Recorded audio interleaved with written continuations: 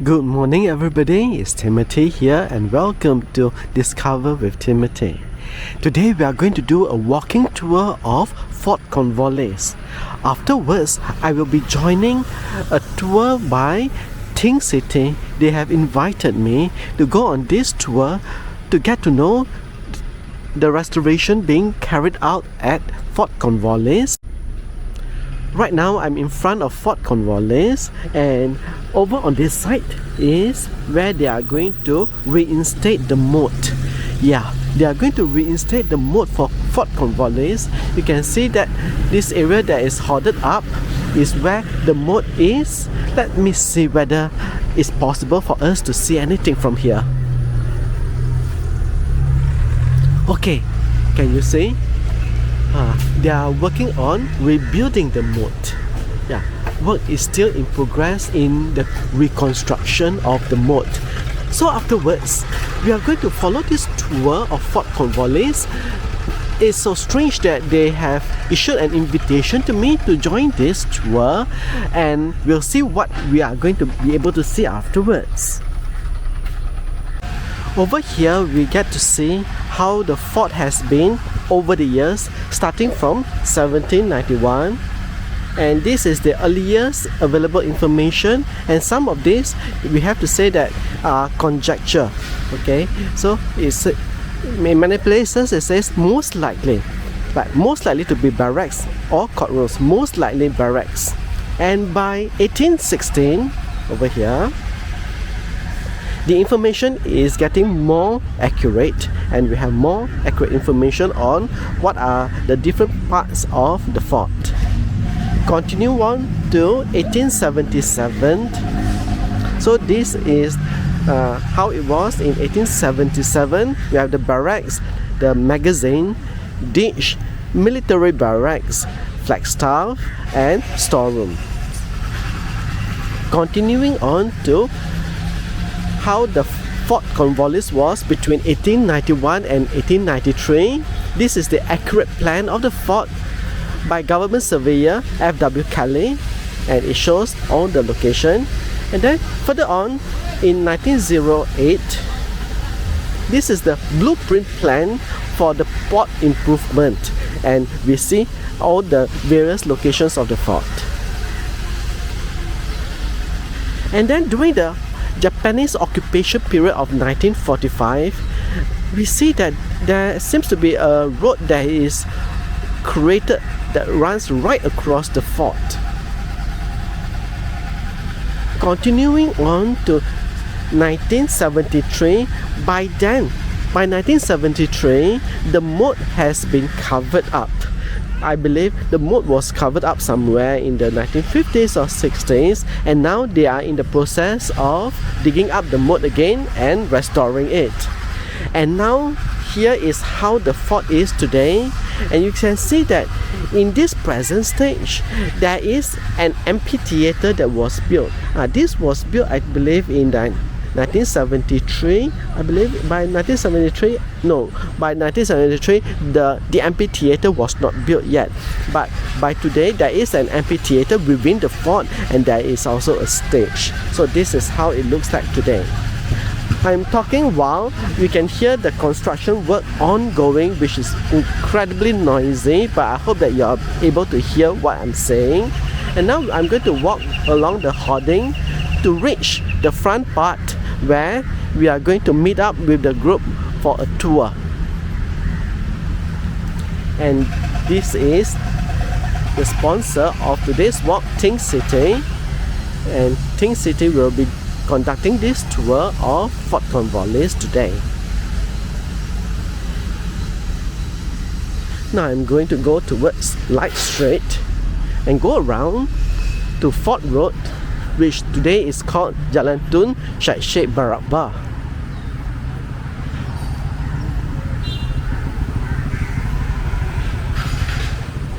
In front of us, newly restored and now housing Hong Leong Bank, is Foo Tye Sin Mansion. Foo Tye Sin Mansion at the junction of Light Street and Penang Street, now newly restored and has just been reopened as Hong Leong Bank. we are now going to go along like straight to the front part of Fort Cornwallis, where we are going to enter from there. We are still very early. It is now just 8:30.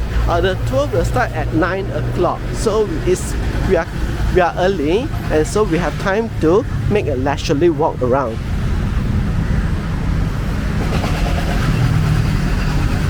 The fort has a food court, but it is temporarily moved to a temporary site while works are ongoing on the upgrading of the moat.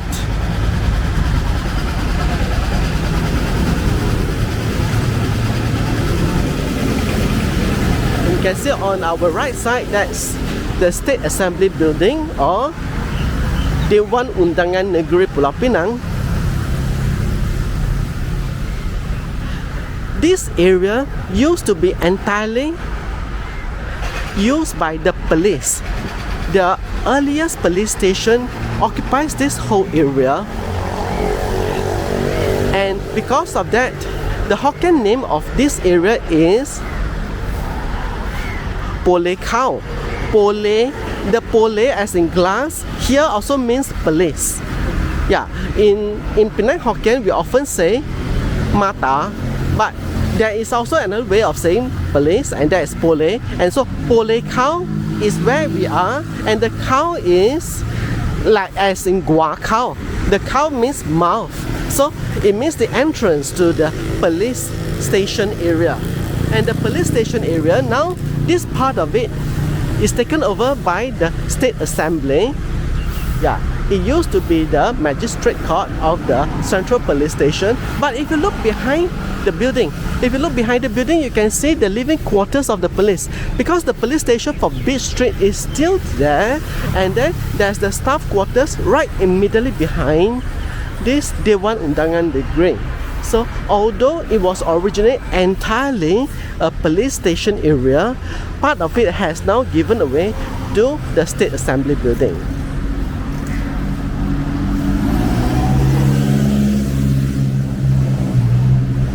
I can see that this part of the moat has been completely restored, I believe. I wonder whether this is where we are going to see afterwards. It will be interesting, but nevertheless, let's take a look. Fort Cornwallis moat will be opening to the public soon. Yeah, so this part will be open to the public very, very soon. I hope we have a chance to see it today before the rest of the general public get the chance to see.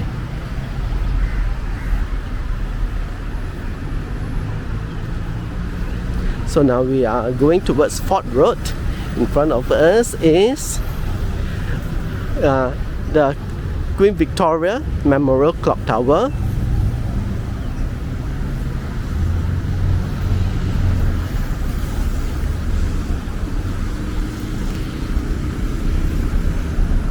You can see that the moat has been rebuilt and beautified. I hope that one day they will remove this fencing so that the general public can come in and enjoy the view of the moat of Fort Cornwallis. So once again, a signboard saying that the moat of Fort Cornwallis will be reopened to the public very, very soon. And it's looking more like a lake now, a recreational lake, rather than the moat where it was with fountains.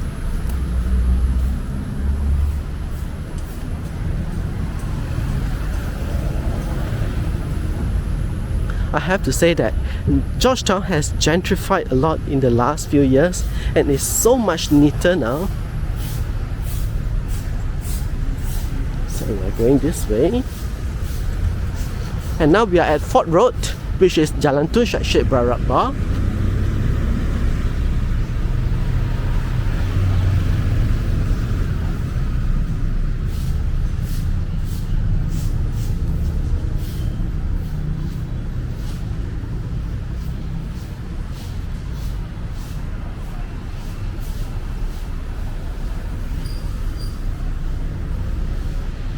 This entrance to Fort Cornwallis was the Sergeant Major's garrison entrance.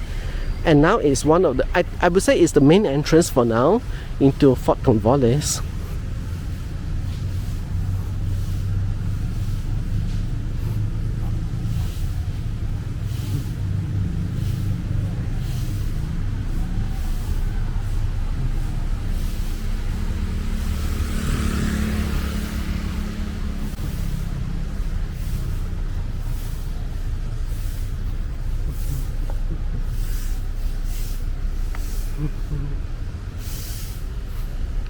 Okay. Hello. Today I'm actually coming for the tour of Fort Cornwallis with ThinkCity. Okay. 9 o'clock. So I think I will be waiting here. Here. I can wait by the side. Okay.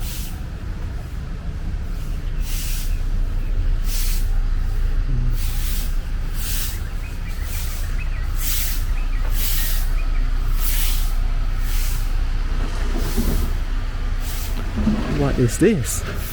Dear spirits. No idea what this is.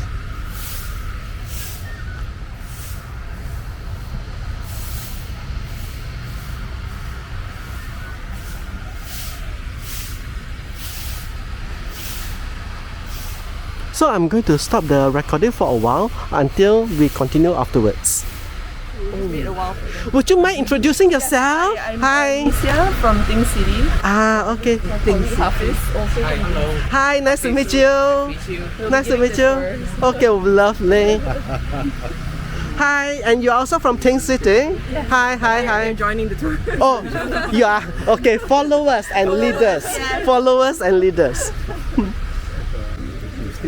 What sort of interpretation are we going to have? Are we going to see the entire fort, or are we going to focus on the moat and so on? See the fort, the storerooms that have been restored, and, what is planned for the storerooms. I see. Also the conservation work that we've done for the storerooms. I see. How we conserve the fort, and also we're gonna go see the moat as well. Yeah. Fantastic. All this will go into the Discover with Timothy YouTube channel. Okay. So it's not just myself hearing this, but thousands of people are going to know about this. Okay. Down there later, and then the work on the west side is not complete yet. It will be ready sometime next year, but it will be the same as the south. So the moat on the west side and the south side will be complete. Yeah. What about the moat? No place. For now, yeah, because it's the street, right? Yeah. So right now, the plans are just for south and west. We'll see what the future brings, but the plan is just the south and west for now. Okay. So originally, the moat is also on the southwest and also the... Oh, it was all around. All around, I see, including here. Yes. I see, and here comes the... Because the moat acts as the defensive mechanism, right? I see.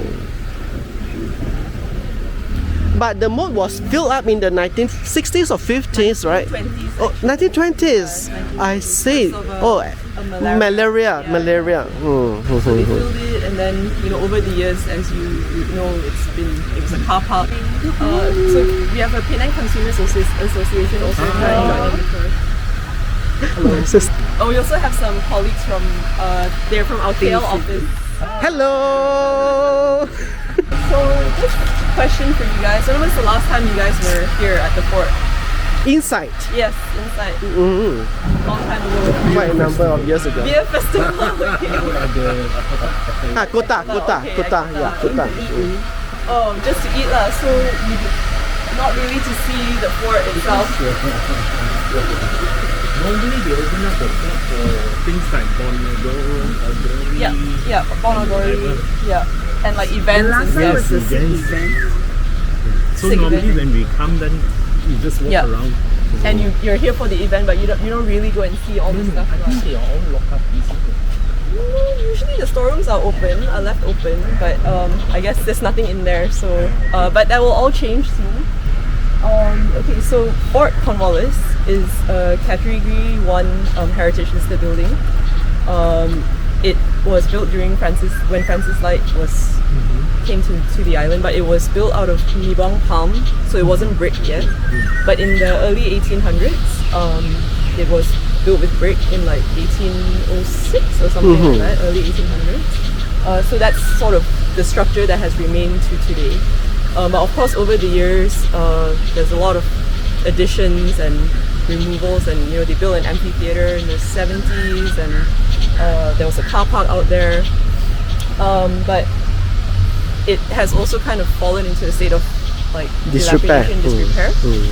But us at ThinkCity, in collaboration with Penang State Chief Minister, Incorporated, and also with Aga Khan Trust for Culture, we part of GTCDC have started the restoration and conservation efforts since 2017. Yeah, since 2017. So we're slowly restoring and conserving the fort. We started out with the storerooms, which have been conserved, and now the moat as well, and also the west moat will soon to come. So we can start. I will always be sticking quite near to you because so that to make sure that the audio is not too soft. Well, you gotta stick to Hafiz as well. Yeah, when he starts talking, then I will turn over to him. Not used to being on camera. Pretend that I'm just holding a stick. Okay, so here you'll see cannons that were discovered during the excavation when we were doing the restoration work. All of these cannons were found on site, around the site in the moat. And there was in total 4 cannons that were found here in Fort Cornwallis. Another 2 were found in the West Moat area, and another 5 were found along the seawall area. So the seawall, when we found the 5 cannons, it was during the the upgrading works on the seawall, which we were also involved in that project. So the cannons were found in a manner that it sits literally at the edge of the bakau piles. So it was intended to be placed like that lah. So in a way, this is something that we understand. A lot of other cannons were actually buried underground, that is still in here, which this is part of the things, when we proceed to do up on all the other phases, we'll expect to have more, and then there'll be more plans. Yeah, and all these cannons, as you see, for now, in terms of the placement and everything, it's not really properly done yet, but we do have plans for that. This is part of the things that we're trying to explain today. The plan that we have, other than conservation effort that we're doing, we are also working on the museology, which is covering the content, so that when people come in, there are things for them to see, rather than just walk around without anything to see, right? And then and when we started in 2017, I think we started literally on the day. If you guys remember, in 2017 there was like a big flood. I think almost the whole Penang flooded, and then that was when we realized, a lot of works required lah. And I would say some of the one of our first effort was actually to work on the drainage, to work on improving the drainage system, so that all the rainwater and everything is actually managed to go down lah. So, and then if you see here, we are actually stepping on higher ground level, because this was the existing level when we first came, and that's our structural engineer, Michael. So he will also be heavily involved in all the process, making things with all this, So as I said, we are actually stepping on the higher ground level, because this is the existing level when we first came in 2017, and the original level is actually over there. We will go there later, where those levels were actually uncovered during the archaeological process, and that is actually part of the process in terms of uncovering discoveries and all that. This is part of the process doing the conservation and restoring the whole fort lah. Is the original level the level of this part of Penang Island? Captain Francis Light arrived here? Or Yes.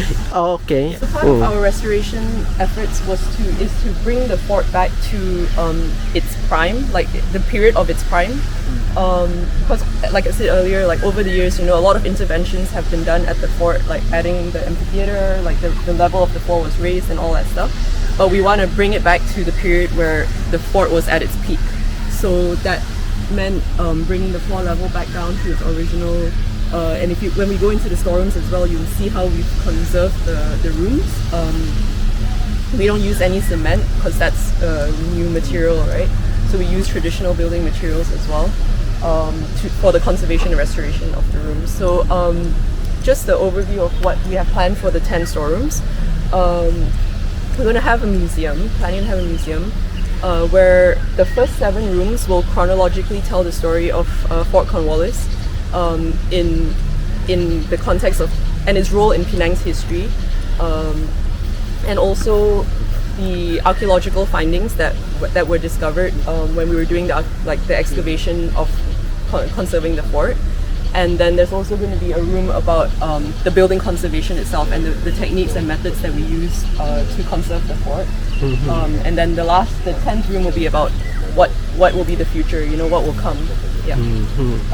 So in addition to that, actually, we are also planning to have an orientation room, an intro theater, where there will be a short film within the walls of the fort.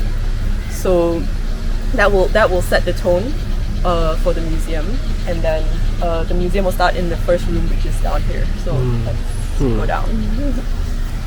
All the cannons that you see here will be on display as well, as part of the museum. So this I was going to ask, the cannons out there are different from the ones here, right? The Those one that we were always also see. found Out there, you mean? like the ones on The one on the pointing wall. out that we always see. Like Some the of it, Sri in terms of the size, is actually the same. It's 32-pounder cannons, and there are 3 types that we found: the 32-pounder, the mortar, the smaller one, and this one is, I'm not sure. I think it's smaller, either 12 or 16, something like that. But these are all different from the ones there. I mean, the one there you